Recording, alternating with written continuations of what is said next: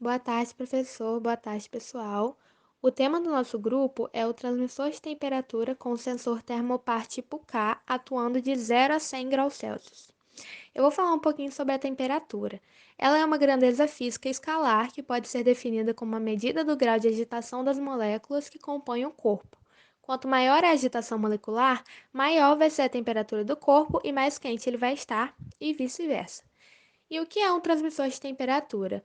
O transmissor de temperatura converte o sinal de vários tipos de sensores, como termorresistência e termopar no nosso caso, e também potenciômetros, em um sinal de saída padronizado, por exemplo, de 4 a 20 mA.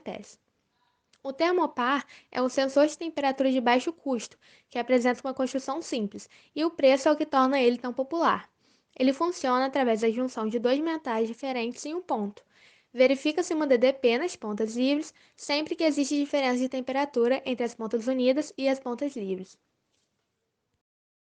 O termopar é formado pela junção de dois fios de ligas metálicas diferentes entre si. Na sua junção, uma das suas extremidades chamamos de junta quente e a junção onde ligamos o aparelho é chamada de junta fria. A junta quente, quando submetida a uma fonte de calor ou energia, sendo essa positiva ou negativa, faz com que seja gerada uma milivoltagem, que é proporcional à sua junta fria, efeito chamado de Seebeck. O termopático K é formado por metal cromel e alumel. Ele também apresenta uma faixa de operação de menos 270 graus Celsius até 1360 graus Celsius e é muito utilizado em indústrias.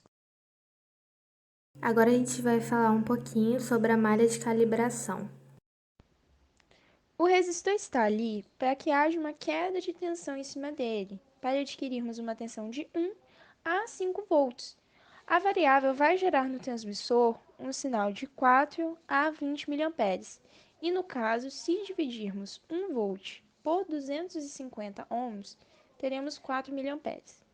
O handheld permite acesso a determinados parâmetros do transmissor, como por exemplo a unidade, o ajuste de zero, calibração e simulações.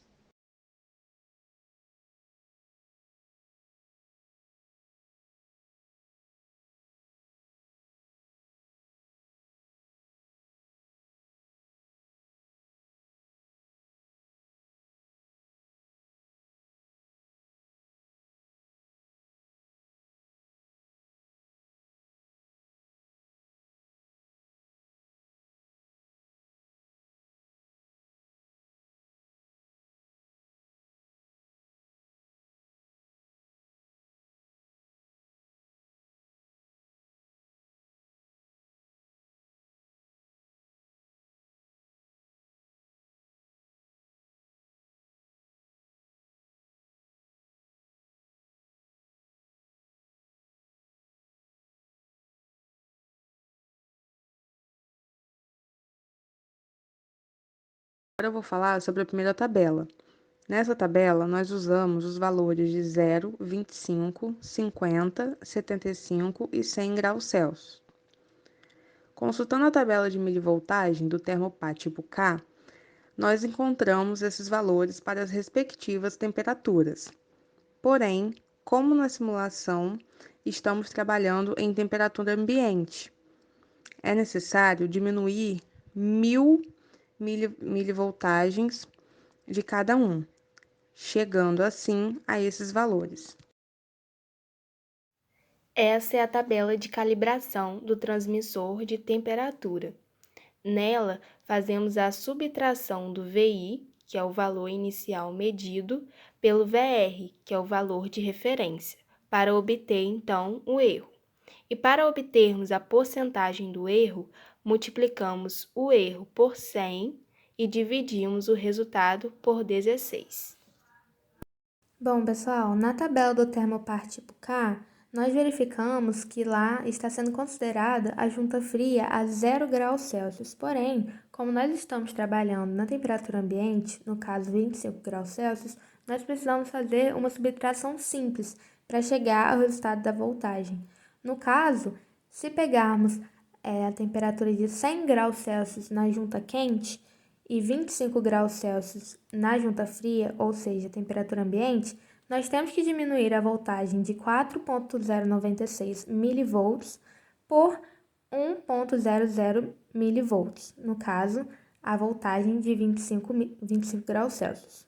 E aí nós obtemos a voltagem de 3.096, que é referente à saída de 20 mA. Após isso, nós pegamos os valores que foram encontrados na primeira tabela e aplicamos na segunda tabela para fazer a calibração do transmissor de temperatura com o sensor Thermopar tipo K, atuando de 0 a 100 graus Celsius. Obrigada, gente!